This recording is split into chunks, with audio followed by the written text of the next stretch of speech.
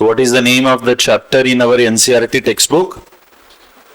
Basic Principles and Techniques in Organic Chemistry. असं त्या चॅप्टरचं नाव आहे. याला बाहेरचे जे रेफरन्स बुक्स आहेत ते रेफरन्स बुक्स याला GOC वगैरे म्हणतात. काय म्हणतात? GOC. काय असावं लॉंग फॉर्म या GOC चं? येस, या GOC चं लॉंग फॉर्म काय असावं रे? जनरल ऑर्गॅनिक केमिस्ट्री, है ना? म्हणजे बेसिकच गोष्टी सगळ्या. GOC stands for general organic chemistry.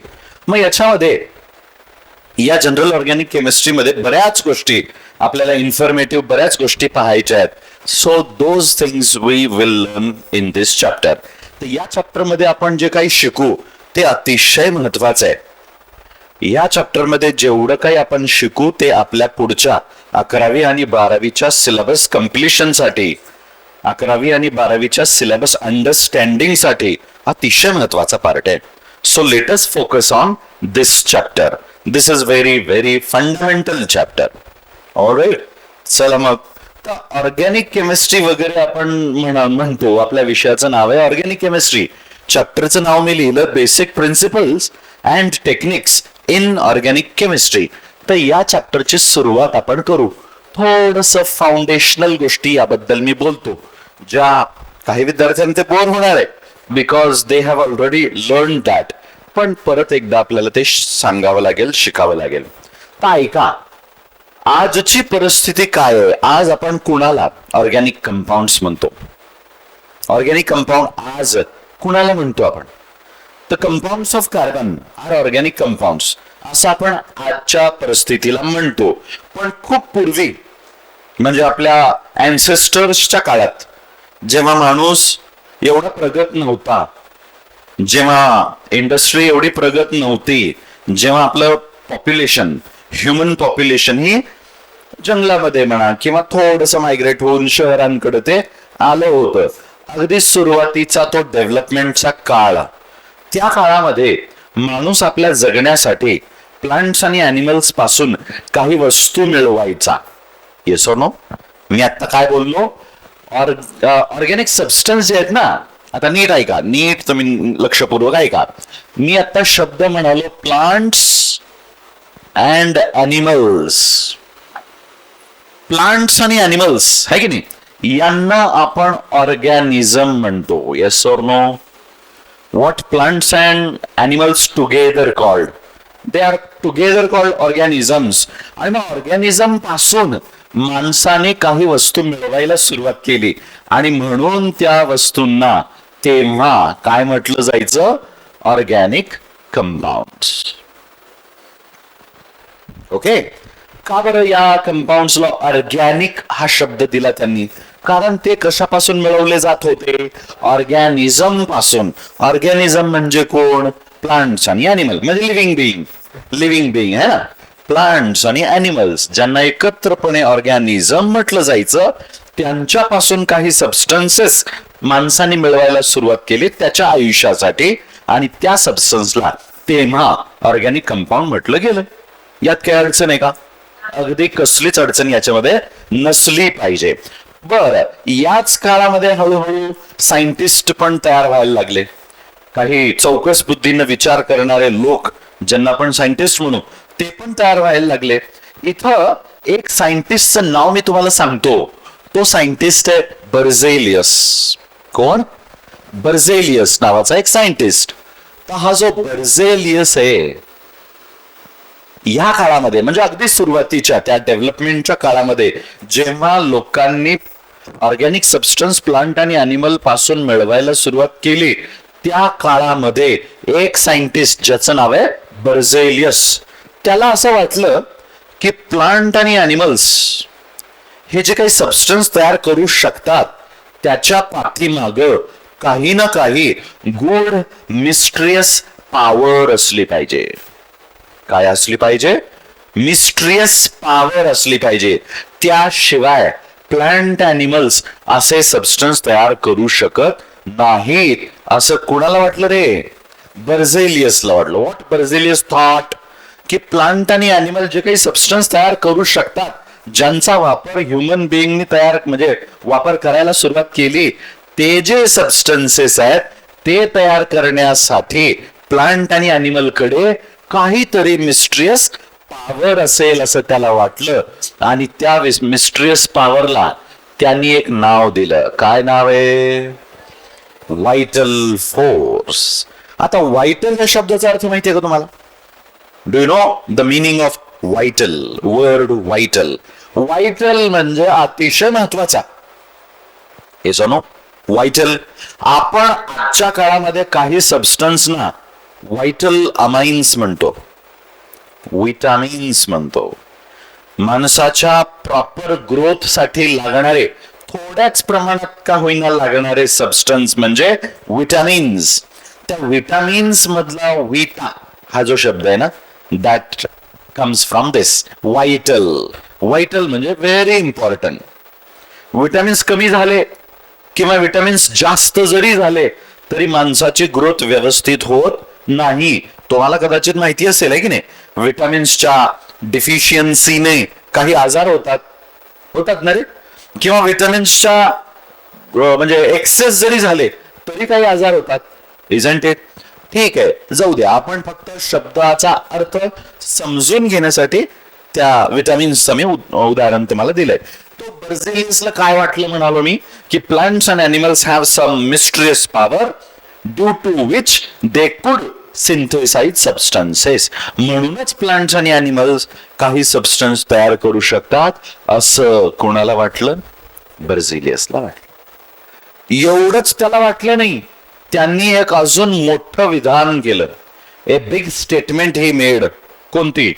तो असं म्हणाला की हे जे ऑर्गॅनिक सबस्टन्स आहेत, जे प्लांट आणि अॅनिमल तयार करतायत, ते सबस्टन्सेस कधीही याच्या पुढे प्रयोगशाळेत तयार केले जाऊ शकणार नाहीत.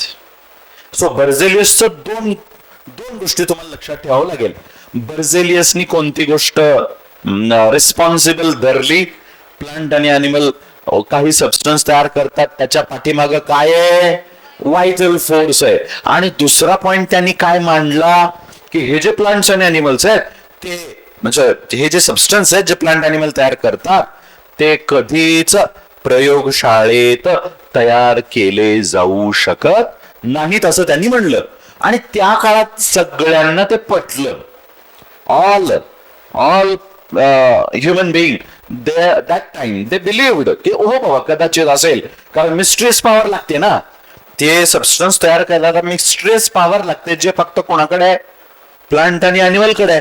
आणि म्हणून हे सबस्टन्स कदाचित आपल्याकडून प्रयोगशाळेत कधीच तयार होऊ शकणार नाहीत, याच्यावर लोकांनी भरोसा ठेवला. आणि हे जे काही आतापर्यंतच मी सांगितलं त्याला म्हणायचं vital force theory. What is this called? Vital force theory. काय आहे vital force theory? Vital force theory कुणी मांडली? बर्झेलियसनी. काय म्हटलं त्यात त्यांनी? प्लांट आणि अॅनिमल कडे काहीतरी रिस्पॉन्सिबल म्हणजे काहीतरी इम्पॉर्टंट मिस्ट्रियस पॉवर आहे, ज्यांच्यामुळे प्लांट अॅनिमल काही सबस्टन्स तयार करू शकतात. त्या फोर्सला काय म्हणायचं? Vital force. आणि हे सबस्टन्स कधीच प्रयोगशाळेत पुढे तयार केले जाऊ शकणार नाहीत अशी दुसरी गोष्ट त्यांनी मांडली. आलं का लक्षात?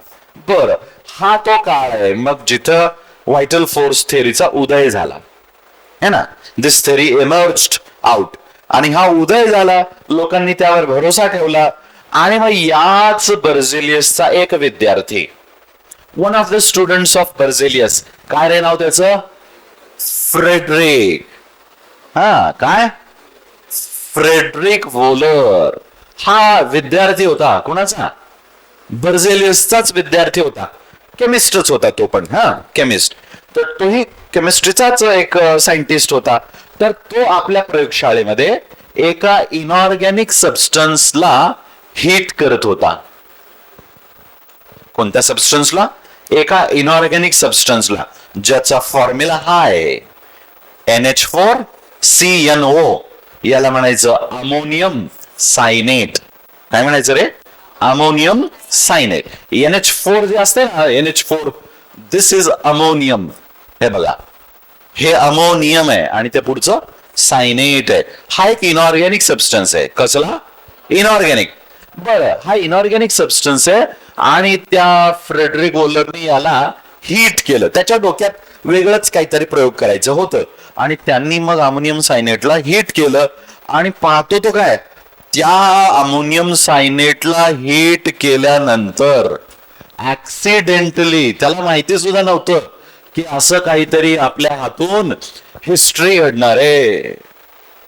100, 200, 250 वर्षानंतर माझ्या या कामाचा अभ्यास हे विद्यार्थी करणार आहेत, असं त्याला बिलकुल वाटलं नव्हतं. कुणाला? फ्रेडरिक वोलरला. कारण तो काय हिट करत होता? Ammonium cyanate. And for the first time या अमोनियम सायनेटला हिट केल्यानंतर एक सबस्टन्स तयार झाला, ज्या सबस्टन्सचं नाव काय? युरिया. काय? युरिया. आणि हा युरिया ऑर्गॅनिक सबस्टन्स आहे. युरिया कसला आहे? ऑर्गॅनिक सबस्टन्स आहे. यापूर्वी कुणीही प्रयोगशाळेत एकही ऑर्गॅनिक सबस्टन्स तयार करू शकला नव्हता. पहिल्यांदा मात्र कुणी रे? फ्रेडरिक वोलरनी ऑर्गॅनिक सबस्टन्स कुठे तयार केला? प्रयोगशाळेमध्ये. कशापासून? एका इनऑर्गॅनिक सबस्टन्स पासून. So from an inorganic substance, which organic substance is derived? Urea is derived. कुणी केलं? फ्रेडरिक वोलरनी. ते साल कोणतं रे? It was 1828. It was 1828. Okay. आणि एकदा का युरिया तयार झाला, पहिला ऑर्गॅनिक सबस्टन्स प्रयोगशाळेत तयार झाला, तेव्हा तो अतिशय आनंदी झाला. का? कारण जगभर काय पसरलं होतं की organic substance could never be synthesized in laboratory. प्रयोगशाळेत कुठलाच ऑर्गॅनिक सबस्टन्स तयार होऊ शकत नाही असं सगळ्यांनी मान्य केलं होतं. पण फ्रेडरिक वोलरनी ऍक्सिडेंटलीच का होईना एक ऑर्गॅनिक सबस्टन्स पहिल्यांदा प्रयोगशाळेत तयार केला, अमोनियम सायनेट पासून, 1828 ला. आणि त्यांनी एक पत्र लिहिलं मग आपल्या गुरूंना, आपल्या टीचरला. कोण टीचर? कोण? बर्झेलियस. बर्झेलियसला त्यांनी पत्र लिहिलं. व्हॉट्सअप नाही केला, पत्र लिहिलं. का? कधीचा काळ आहे तो? 1828. तेव्हा व्हॉट्सअप, इंस्टाग्राम होतं का? Hi, I have made one organic, असं नाही. He wrote a letter to his teacher की I have made first organic substance in the laboratory without the use of ॲनिमलचा वापर न करता मी पहिला ऑर्गॅनिक सबस्टन्स प्रयोगशाळेत तयार केलाय, असं त्यांनी पत्र आपल्या गुरूंना लिहिलं. आलं लक्षात? म्हणजे गुरुपेक्षा विद्यार्थी वरचढ ठरला ना रे. गुरुपेक्षा विद्यार्थी वरचढ ठरला. गुरुनी जे मानलं होतं, गुरूंनी जे जगाला सांगितलं होतं, त्याला विरोध नाहीये, खरं तर डेव्हलपमेंट आहे. पुढची डेव्हलपमेंट कुणी केली? त्याच्या विद्यार्थ्यांनी केली. आलं लक्षात? Okay, fine. तर एकदा हा पहिल्यांदा जेव्हा युरिया तयार झाला प्रयोगशाळेत 1828 ला, नंतर बऱ्याच सायंटिस्टनी मग स्पर्धाच लावली. कशाची? ऑर्गॅनिक सबस्टन्स प्रयोगशाळेत तयार करायची स्पर्धा सुरू झाली. मग या युरिया नंतर ऍसिटिक ऍसिड, तुम्हाला माहिती आहे? Do you know acetic acid? Yes or no रे? What is acetic acid? Formula तर माहिती आहे सगळ्यांना. Its formula is CH3CO. हा ऍसिटिक ऍसिड तयार करण्यात आला नंतर कोल्ब नावाच्या सायंटिस्टनी. कोण? हर्मन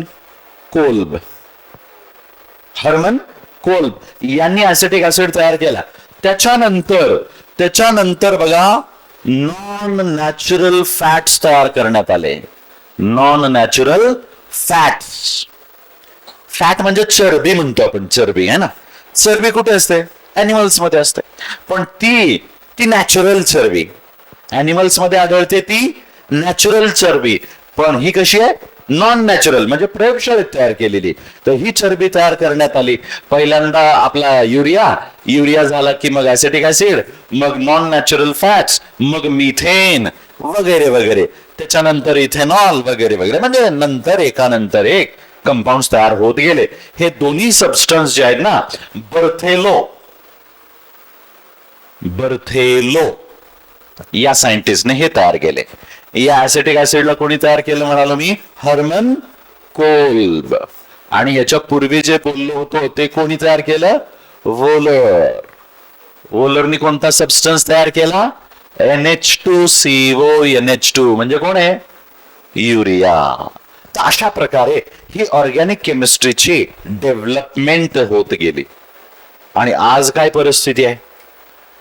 तेव्हा एक एक कंपाऊंड तयार केले जायचे, आज हजारो कंपाऊंड डेली तयार होतात. डेली हजारो सबस्टन्स प्रयोगशाळेत. प्लांट अॅनिमलचा वापर आता आपण करतो. तरीही आज आपण दूध, दही, दुधापासून तयार होणारे पनीर, चीज वगैरे सगळ्या गोष्टी आजही आपण वापरतो.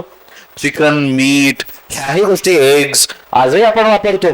पण जे प्रयोगशाळेत आता ऑर्गॅनिक कंपाऊंड तयार होतात त्याला काही ऑर्गॅनिक्स म्हणजे ऑर्गॅनिझमची गरज नाही. ओके ना? तुम्हाला माहिती आहे आपण ऑर्गॅनिक सबस्टन्स आज भरपूर प्रमाणामध्ये वापरतो. Do you know that? मला काही उदाहरणं द्याल का? आपण जे आता सध्या ऑर्गॅनिक सबस्टन्स वापरतोय त्याची काही उदाहरणं द्याल मला? ऑर्गॅनिक सबस्टन्स आता काय काय वापरतो आपण? ज्यांच्यात कार्बन आहे, बरं का, कार्बन आहे. नीट लक्ष द्या. हे बघा, मला अजून एकदा थोडस लिंक करू द्यायला. हे जे सबस्टन्स तयार झाले कुठं? लॅबोरेटरीमध्ये तयार झाले. आणि पूर्वी जे मिळवले जायचे ते कशापासून? प्लांट आणि अॅनिमल. या दोघांचंही काय करण्यात आलं? या दोघांचंही काय करण्यात आलं? ॲनालिसिस. तुम्हाला माहितीये का ॲनालिसिस म्हणजे काय ते? अरे एखादी वस्तू नेमकी कशापासून बनली आहे ते पाहणं, त्याला तोडून ते पाहणं म्हणजे ॲनालिसिस. मराठीत आपण पृथक्करण म्हणतो. To see what a substance is made of. एखादी वस्तू कशापासून बनली आहे हे बघणं म्हणजे काय करणं? ॲनालिसिस करणं.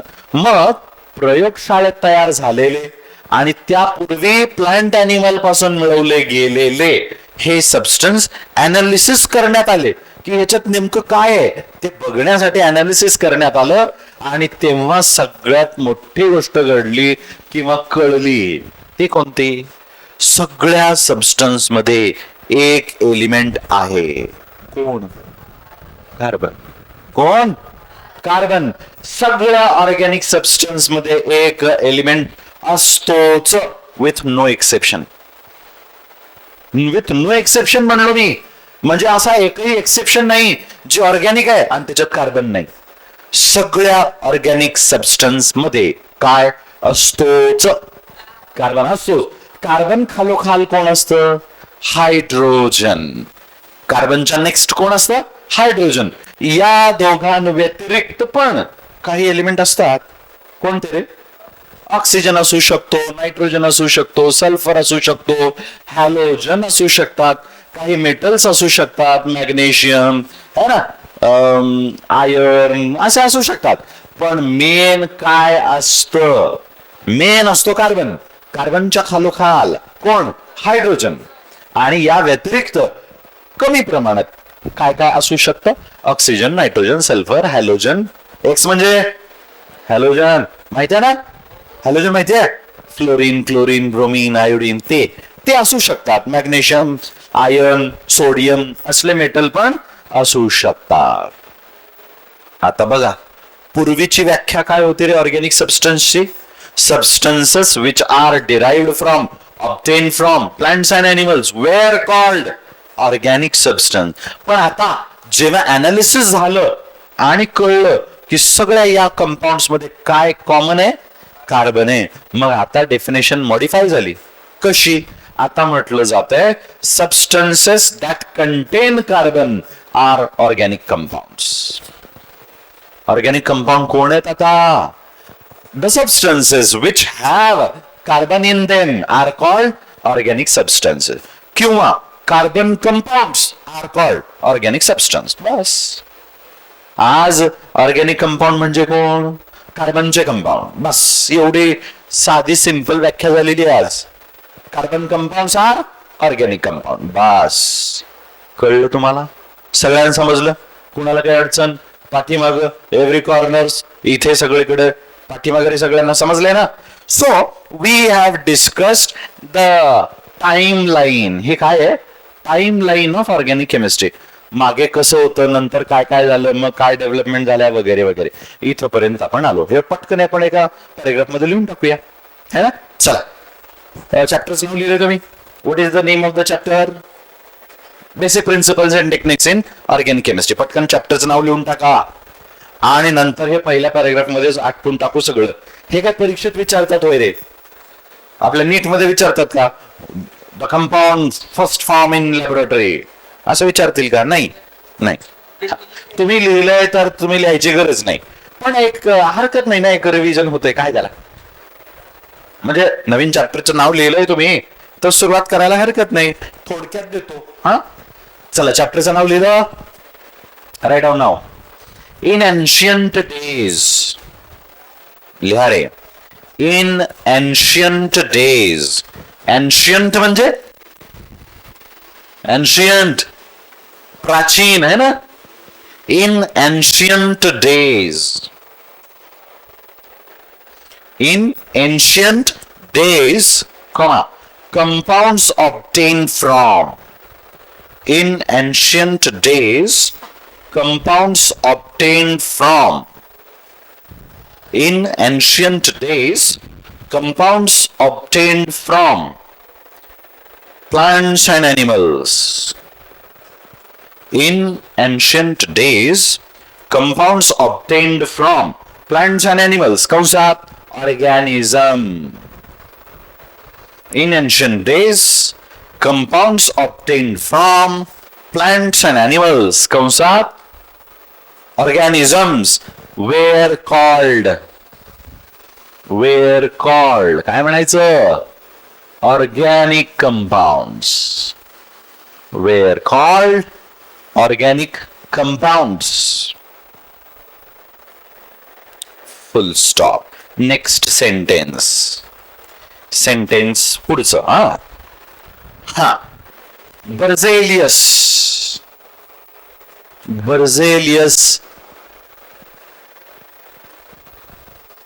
put forth, PUT. बर्झेलियस put forth म्हणजे त्यांनी एक थेअरी ठेवली, मांडली, असं मी देतोय. बर्झेलियस put forth a theory.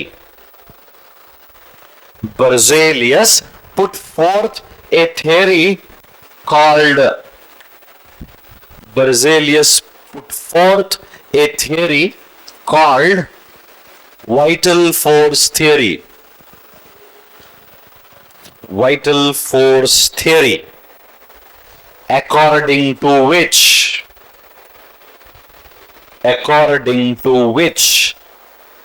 Berzelius ने एक theory मांडली, व्हायटल फोर्स थेरी. त्यांच्या मते, आता मी 2 पॉइंट सांगणार आहे. कोणते? एक, व्हायटल फोर्स म्हणजे काय, आणि 2, हे प्रयोगशाळेत कधीच तयार होणार नाही, है ना? काय लिहित आहे? According to which, point number 1. According to which, point number 1, a mysterious power, mysterious, MYSTRIOUS, है ना रे? Mysterious power, according to which, number 1, mysterious म्हणजे काय? अनाकलनीय, गूढ, है की नाही? Mysterious power, according to which, number 1, a mysterious power known as vital force,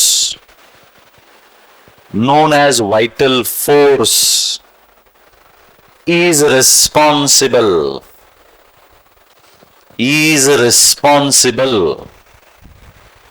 for the production of organic substances.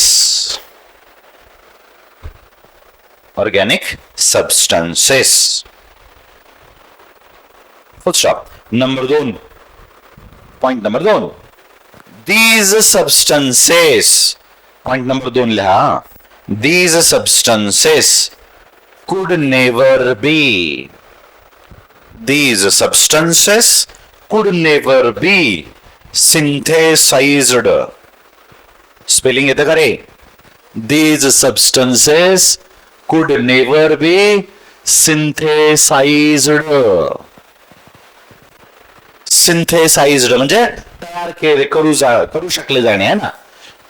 These substances could never be synthesized in the laboratory.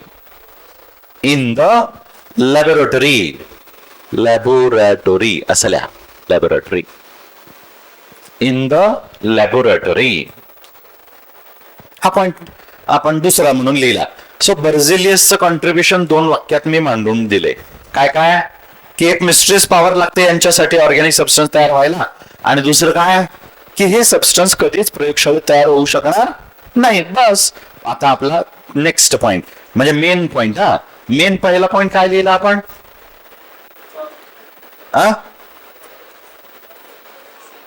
काय लिहिलंय? त्याच्या अगोदर हा इन एन्शियंट डेज वाला तो पहिला, मग ते बर्झेलियस वाला दुसरा, त्याच्यात 2 पॉइंट आले. हा आणि आता मेन वाला तिसरा. एन्शियंट बर्झेलियसचं कॉन्ट्रीब्युशन आता तिसरं घ्या. In the year 1828. तिसरं घ्या. In the year 1828 Friedrich Wohler. Friedrich spelling बघा, FREIDRICH. इन द इयर 1828 फ्रेडरिक वोलर. तिकडे लिहिले बघा Wohler, WOHLAR. In the year 1828 Frederick Wöhler synthesized. Frederick Wöhler synthesized. Frederick Wöhler synthesized first organic substance. First organic substance, urea. First organic substance, urea. From an inorganic substance. From an inorganic substance, ammonium cyanate. Ammonium cyanate. आणि हे equation लिहून टाका पटकन. NH4CNO त्याला heat केलंय, एरोवर heat दाखवायचं.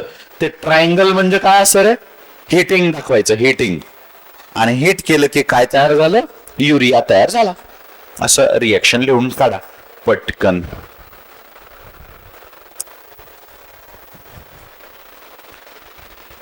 Okay, तर हे कधी झालं? 1828 ला. First substance urea is produced from an inorganic substance, ammonium cyanate. Okay, ammonium cyanate heat केलेलं दाखवा. झालं का? चला लगेच आपण काय करू, याच पॉइंट मध्ये पुढच्या ओळीत लिहूया. After urea, after urea, after urea acetic acid. After urea, acetic acid, non-natural fats. After urea, comma, acetic acid, non-natural fats and methane. Acetic acid, non-natural fats and methane were synthesized. Were synthesized. Okay, कुणी तयार केलं, काय केलं हे कोणी विचारत नाही. फक्त पहिला सबस्टन्स कुणी तयार केला हे लक्षात राहू द्या. हो ना? एक इंग्रजीमध्ये म्हण आहे, तुम्हाला माहिती आहे का? Nobody remembers second, you have to be first. बरोबर ना? काय याचा अर्थ काय? Nobody remembers second, you have to be first. आपण काय म्हणतो? चंद्रावर पहिलं पाऊल कुणी ठेवलं? तिसरं पाऊल कुणी ठेवलं? कुणी म्हणते का? चौथं कोणी ठेवलं चौथं? अरे कोण विचारत नाही रे. You have to be first. कोणी ठेवलंय पहिलं पाऊल? नील आर्मस्ट्रॉंग है ना. अजून एक जण होतं ना नील आर्मस्ट्रॉंग सोबत. कोण रे? ते मध्येच बसून होतं बघा त्या स्पेस शटल मध्येच बसून होता एक सायंटिस्ट आणि चंद्रावर पहिला पाऊल ठेवणारा नील आर्मस्ट्रॉंग. बर, तर या म्हणीचा अर्थ काय आहे की तुम्हाला पण जर असं वाटत असेल की जगानं माझं नाव लक्षात ठेवावं तर तुम्हाला प्रथम क्रमांकावर राहावं लागेल. You have to be first. Okay, चला हरकत नाही. आपला पॉइंट काय झालाय? वेअर सिंथेसाइज्ड लेटर ह्याचं लिहिलंय ना. बरं, असो. पुढच्या वाक्याला चला. द अनालिसिस ऑफ लिहा. द अनालिसिस ऑफ शब्द पुढे लिहिलेला आहे analysis. The analysis of organic substance. The analysis of organic substance confirmed. The analysis of organic substance confirmed the presence of. The analysis of organic substance confirmed the presence of. कोणाचं रे? The analysis of organic substance confirmed the presence of carbon element. Presence of carbon element. Carbon element with no exception. With no exception. एकही exception नाहीये. कशाला? की organic substance आहे आणि त्याच्यात कार्बनच नाही. एकही एक्सेप्शन नाही. कळलं का रे? हा, त्याच्याच पुढच्या ओळीतल्या organic substance. Organic substance also have hydrogen. Organic substance also have hydrogen. Full stop.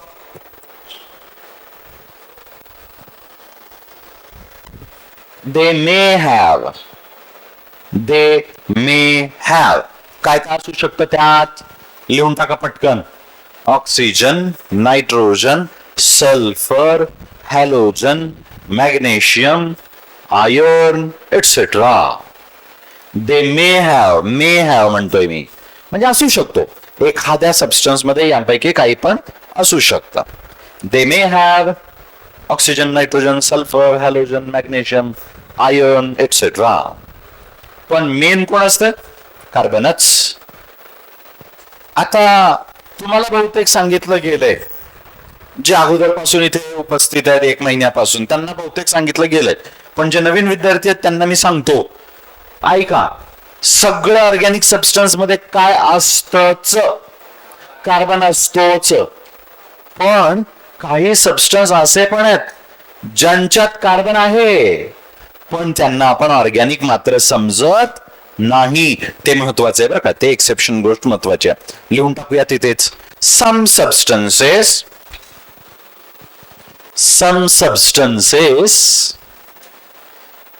have carbon. Some substances have carbon but are not. Some substances have carbon but are not considered organic. Considered organic. Like काय काय रे?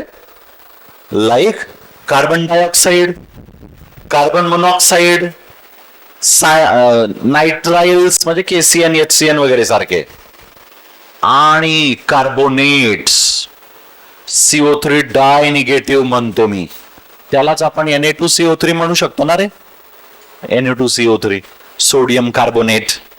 तर यांच्यात carbon दिसतंय पण यांना आपण काय समजत नाही? ऑर्गॅनिक समजत नाही. का? काचा अर्थ असा की बाबा हे ऑर्गॅनिक सबस्टन्स पासून मिळवले जाऊ शकत नाहीत किंवा त्यांच्यात हायड्रोजन वगैरे नाहीये बरं का. तर हे काही उदाहरणं लक्षात ठेवा. कोणते? Carbon dioxide, carbon monoxide, nitriles म्हणतात त्याला, नायट्राइल्स नंतर बघू आपण. कार्बोनेट्स. Okay right.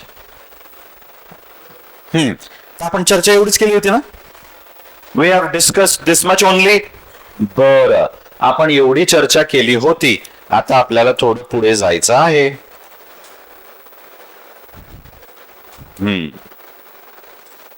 आता आपण थोडस पुढे जाऊया. हा, एवढं झालं तुम्हाला लक्षात आलंय का? कोण असा आहे का विद्यार्थी किंवा त्याला एखादा पॉइंट कळलाच नाही एवढ्यामधला? होय, असं कोणी आहे? कळलंच नाही असं काही आहे का? एव्हरीथिंग इज क्लिअर ना? Okay okay fine. आता आपण काय करू, पुढे जाऊया, पुढच्या बीटला जाऊ. हे थोडं इंट्रोडक्टरी पार्ट होतं, ते झालं. आता आपण थोडस पुढे जाऊ. कॅरेक्टर्स ऑफ ऑर्गॅनिक कंपाऊंड्स घेऊया.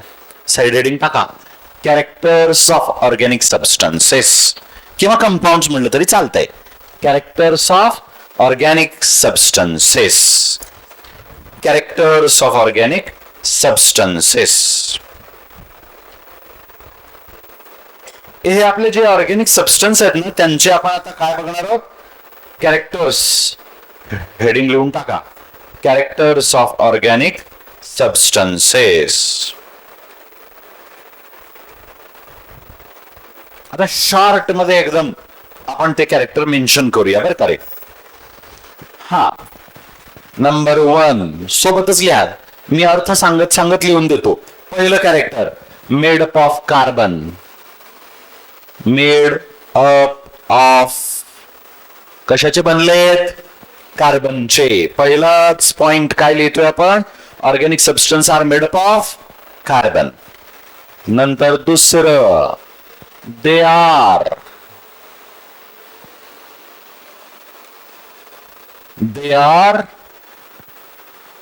काय लिहिलं रे मी? They are covalent in nature. कसे आहेत ऑर्गॅनिक सबस्टन्सेस? कोव्हॅलेंट. कोव्हॅलेंट म्हणजे त्यांच्यात बॉन्ड कोव्हॅलेंट आहेत. कोव्हॅलेंट बॉन्ड आहेत त्यांच्यामध्ये बरं का. त्याच्याकडे नंतर आपण जाऊच. लिहा, पहिलं पॉइंट लिहा मेड अप ऑफ कार्बन. दुसरं लिहा how are they? They are covalent. काय अडचण आहे का कोव्हॅलेंट मध्ये? कोव्हॅलेंट मध्ये बॉन्ड असतात. कोव्हॅलेंट म्हणजे दोन ऍटम एक एक इलेक्ट्रॉन शेअर करतात आणि बॉन्ड तयार जो केला जातो त्याला म्हणायचं कोव्हॅलेंट बॉन्ड. आणि कोव्हॅलेंट बॉन्ड ज्याच्यात आहे अशा सबस्टन्सला काय म्हणायचं? कोव्हॅलेंट. सो ऑर्गॅनिक सबस्टन्स कसे? कोव्हॅलेंट. राईट. तिसऱ्या पॉइंटला चला. थर्ड पॉइंट, दे हॅव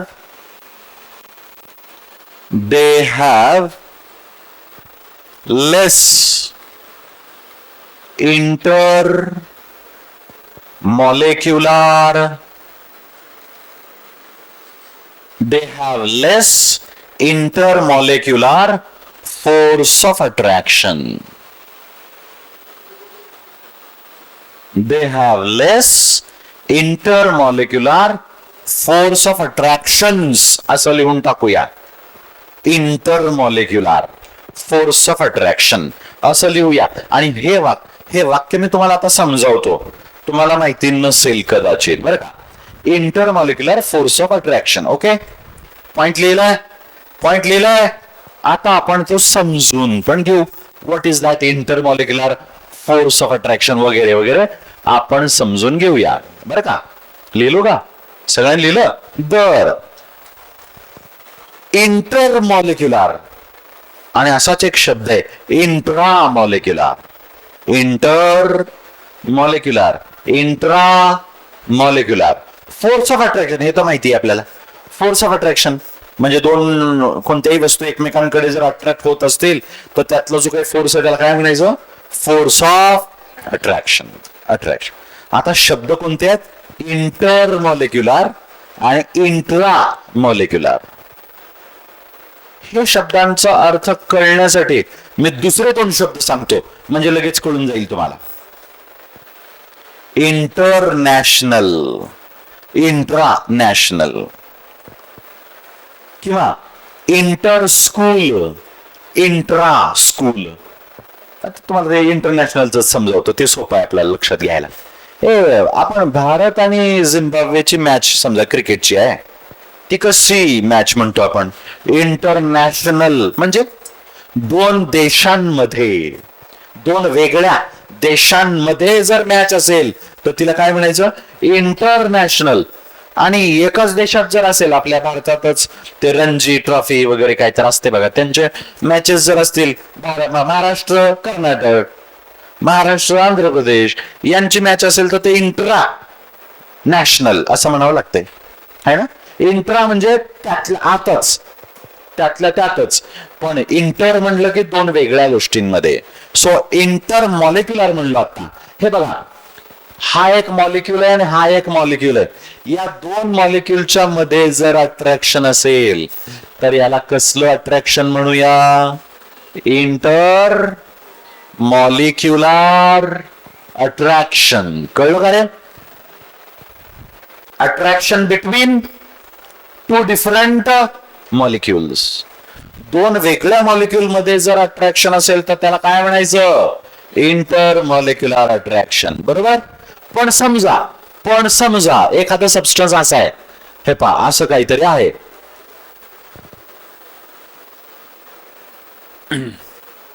हे पहा असं काहीतरी आहे, आणि एकाच मॉलिक्यूल मध्ये जर दोन वेगवेगळ्या आयटम मध्ये अट्रॅक्शन असेल. अट्रॅक्शन तर दोन्हीकडे आहे, अट्रॅक्शन इथं पण आहे आणि अट्रॅक्शन इथं पण आहे. पण इथलं अट्रॅक्शन कशात आहे, दोन वेगळ्या मॉलिक्यूल मध्ये आहे. म्हणून याला काय म्हणलो मी, what I said, intermolecular. आणि एकाच मॉलिक्यूल मध्ये, हे मॉलिक्यूल एकच आहे, एकाच मॉलिक्यूल मध्ये जर अट्रॅक्शन असेल तर त्याला काय म्हणू, इंट्रा मॉलिक्युलर. आलं का रे, लक्षात आलं का? Have you understood this thing? When attraction is there between two different molecules, it is called intermolecular. And when attraction is there in the same molecule, then it will be called intramolecular. Okay, fine. बरं, मग आपला point वाचा जरा. आता काय लिहिलाय तुम्ही, organic substance have lower intermolecular attractions. Okay fine. जरा मला याबद्दल सांगता का? माझ्याकडे दोन कंटेनर आहेत. एका कंटेनर मध्ये आहे वॉटर. काय आहे? वॉटर रे. आणि दुसऱ्या कंटेनर मध्ये समजा मी घेतोय एखादा ऑर्गॅनिक सबस्टन्स, प्रोपेन वगैरे घेतोय, प्रोपेन घेतोय. एका कंटेनर मध्ये ऑर्गॅनिक सबस्टन्स घेतलाय आणि दुसऱ्या कंटेनर मध्ये वॉटर घेतलाय, वॉटर. सो वॉटर काय ऑर्गॅनिक आहे का? वॉटर ऑर्गॅनिक नाही, आणि प्रोपेन मात्र ऑर्गॅनिक आहे. आता मला एक सांगा तुम्ही, वॉटरचे मॉलिक्यूल एकमेकांकडे जास्त अट्रॅक्ट होतात का प्रोपेनचे मॉलिक्यूल अट्रॅक्ट होतात जास्त? कोणाचे रे? कोणाचे? Very nice. वॉटरचे मॉलिक्यूल एकमेकांकडे जास्त अट्रॅक्ट होतात आणि प्रोपेनचे मॉलिक्युल्स एकमेकांकडे जास्त अट्रॅक्ट होत नाहीत. याचाच अर्थ आपण काय बोललो आता, organic substance have less intermolecular force of attraction, है ना? येते लक्षात? बर, आता जो पुढचा पॉइंट आहे तो अतिशय महत्वाचा आहे. पुढचा जो आपण लिहिणार आहोत तो अतिशय महत्वाचा आहे. जरा इकडं माझ्याकडे बघा, सगळे माझ्याकडे बघा आणि माझ्या प्रश्नाचं उत्तर द्यायचा प्रयत्न करा. आपण एखादा सबस्टन्स जेव्हा बॉईल करतो, काय करतो? बॉईल, अरे उकळतो, त्याला गरम करून उकळतो, तेव्हा मॉलिक्युल्स जे असतात ना सबस्टन्सचे, ते मॉलिक्युल्स द्रव फॉर्म मधून म्हणजे लिक्विड फॉर्म मधून कुठे जातात? गॅसियस फॉर्म मध्ये जातात. कुठं? Gaseous form. कोणत्या फॉर्म मधून कोणत्या फॉर्म मध्ये? लिक्विड फॉर्म पासून गॅसियस फॉर्म मध्ये जातात. Yes or no? राईट ना? आता मला एक सांगा रे, वॉटरला तुम्हाला हीट जास्त करावं लागेल का अल्केनला म्हणजेच प्रोपेनला तुम्हाला हीट जास्त द्यावी लागेल in order to boil them? काय म्हणता? वॉटरला जास्त हीट करावं लागतंय, प्रोपेनला नाही. अरे प्रोपेन, ब्युटेन, पेंटेन हे माहितीत ना अल्केन्स. पेट्रोल ज्याचे भाव सध्या वाढतात तो पेट्रोल, जो मिळत नाही आहे बऱ्याच ठिकाणी तो पेट्रोल. हा, तर हा जो पेट्रोल आहे, पेट्रोलचं कंटेंट आहे ना, हे अल्केन्स पासूनच पेट्रोल बनले ना. हा, तर मला एक म्हणायचंय, एका कंटेनर मध्ये पेट्रोल आहे आणि एका कंटेनर मध्ये वॉटर आहे. बॉईल करायचंय, कोण लवकर बॉईल होईल? लवकर. अरे एका कंटेनर मध्ये पेट्रोल आहे, एका वॉटर आहे, कोण लवकर बॉईल होईल आणि हवेत उडून जाईल? पेट्रोल. वॉटर असं हवेत उडून जात नाही, जास्त लवकर जात नाही. म्हणजे वॉटरला तुम्हाला हीट द्यावी लागेल. किती? 100 डिग्री सेल्सिअस. खरंय ना? वॉटर किती तापमानाला उकळतं? 100 डिग्री सेल्सिअस. हे त्याचं काय आहे? बॉइलिंग पॉइंट आहे. The temperature at which a liquid boils is called boiling point. मग आपल्या पेट्रोलचा बॉइलिंग पॉइंट जास्त आहे का वॉटरचा? ऑफकोर्स कोणाचा? वॉटरचा. का? कारण वॉटरचे मॉलिक्यूल एकमेकांकडे जास्त अट्रॅक्टेड आहेत. वॉटरचे, अल्केनचे नाही. म्हणजे पेट्रोलचे मॉलिक्यूल नाही. पेट्रोलचे मॉलिक्यूल एकमेकांकडे जास्त अट्रॅक्टेड नाही आहेत. ते नुसतं ह्या तापमानाला, ह्या रूम टेम्परेचरला सुद्धा ते बॉईल होतात आणि ते निघून जातात रे असे वर हवेत. याला मात्र तुम्हाला काय करावं लागतंय? हीट द्यावं लागतंय, बॉईल करावं लागतंय. म्हणजे मी इथं दोन गोष्टीचा संबंध लावला. तुम्हाला कळलं का? दोन गोष्टींचा संबंध लावला मी. कोणत्या कोणत्या रे? दोन गोष्टींचा मी संबंध लावतोय. कोणत्या? कुणाला सांगता येईल का? मी दोन गोष्टींचा संबंध लावतोय, सांगता येईल का कोणाला? Yes yes yes. Anybody anybody? Yes you. हे जे काही मी आता एक्सप्लेनेशन दिलो त्यावरून मला कन्क्लुजन काढता यायलंय, निष्कर्ष काढता येतोय. कोणता? काय? तुम्हाला काय लक्षात आलं नाही? आला ना? मग कोण सांगणार? सांगणार का मला कोणी? Will you tell me? Will you tell me? Will you tell me? Organic compound लवकर बॉईल होतात असे एक निष्कर्ष काढतोय हा विद्यार्थी. बघूया काय त्याचं करेक्ट आहे का नाही. हा सर, पुढे पुढे. हा यू. हा हा हा. काय म्हणते? Inter molecular force of attraction. काय काय? बरोबर आहे तिचं. Inter molecular force of attraction. आणि काय म्हणले? काय म्हणले? लेस. ते तर मी लिहूनच दिले की इंटरमॉलिक्युलर फोर्स लेस आहे वगैरे. अरे निष्कर्ष काढायचा आहे रे. ऐका,